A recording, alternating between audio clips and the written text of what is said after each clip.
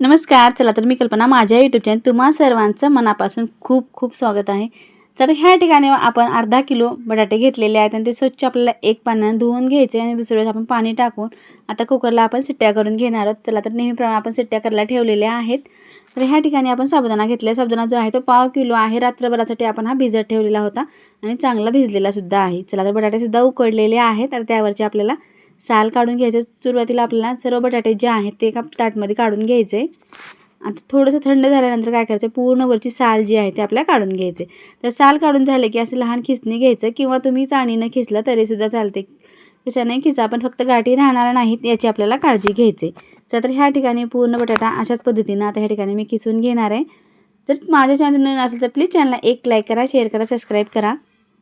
किंवा तुम्ही हा व्हिडिओ कुठल्या भागातून पाहतात नक्की एक कमेंट करून सांगा. मागच्या व्हिडिओमध्ये भरपूर जणांनी सांगितलेलं आहे की कुठून कुठून तुम्ही हा व्हिडिओ पाहतात.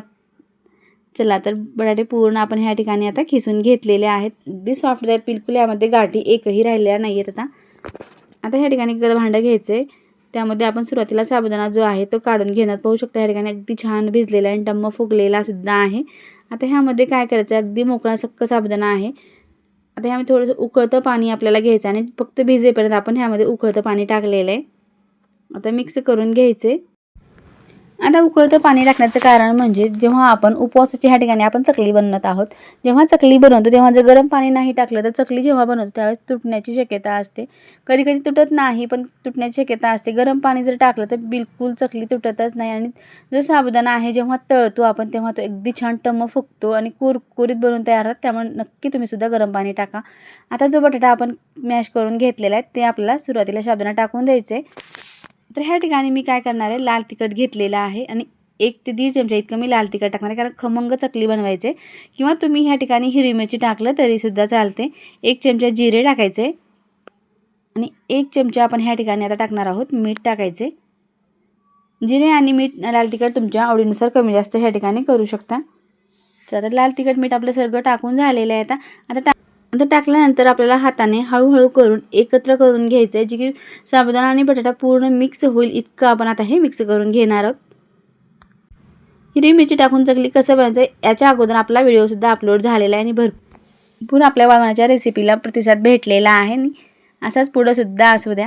तर ह्या ठिकाणी पूर्ण बॅटर जे आहे ते छान व्यवस्थित मिक्स झालेलं आहे. आता काय करायचं, ह्या ठिकाणी आपण सोरा घेतलेला आहे, त्यामध्ये आपल्याला हे बॅटर असं टाकून द्यायचं आहे किंवा हाताने लांबट गोळा करून टाकला तरीसुद्धा चालते. अगदी छान पीठ तयार झालेलं असल्यामुळं मी चमच्यानंच टाकणार आहे. जेव्हा पीठ चांगलं तयार होत नाही, एकत्र मिक्स होत नाही, तेव्हा तुम्ही नक्की ह्या ठिकाणी हाताने गोळा करूनच टाका, त्यावेळेस चकली तुटणार नाही.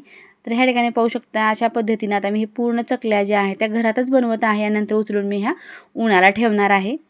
एखादा मोठा प्लाऊड आहे माझ्याकडे, त्यावरती आता मी पॉलिथिन टाकलेली आहे. चला तर अशा पद्धतीनं आता फटाफट आपल्याला सर्व चकल्या ज्या आहेत त्या बनवून घ्यायचे.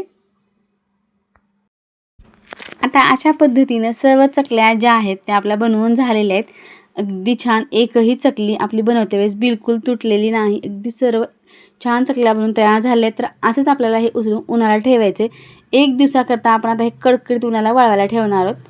चला तर 1 दिवस ऊन दिल्यानंतर पाहू शकता ह्या ठिकाणी अशा पद्धतीने आपल्या ह्या चकल्या ज्या आहेत त्या वाळ्यात. अगदी सुरेख रंग आलेला आहे, लाल तिखट टाकलेलं आहे, अगदी छान खमंग कुरकुरीत आपल्या ह्या चकल्या बनवून तयार झाल्या आहेत. चला तर चकल्या तर तुम्ही वाळलेल्या पाहिल्या आहेत.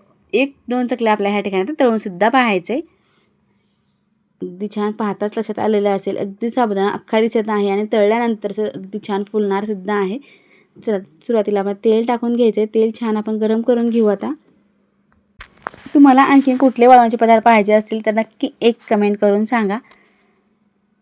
अगदी मस्त साबुदाणा फुललेला आहे आणि छान आपल्या चकल्या ज्या आहेत त्या अगदी छान खुसखुशीत झालेल्या आहेत. हातसुद्धा लावू देणार नाही, इतक्या छान चकल्या बनून तयार आहेत. हातात घेता चकली तुटणार आहे, कारण इतकी ठिसूळ चकली बनवून तयार झालेली आहे. तर तुम्हाला ही चकलीची पद्धत कशी वाटली नक्की एक कमेंट करून सांगा. तुम्हाला मी चकली तोडूनसुद्धा दाखवणार आहे की किती खुसखुशीत चकल्या झालेल्या आहेत.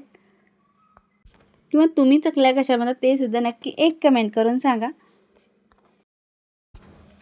खाण्यासाठी खमंग कुरकुरीत खुसखुशीत अख्खा साबुदाणा दिसत आहे.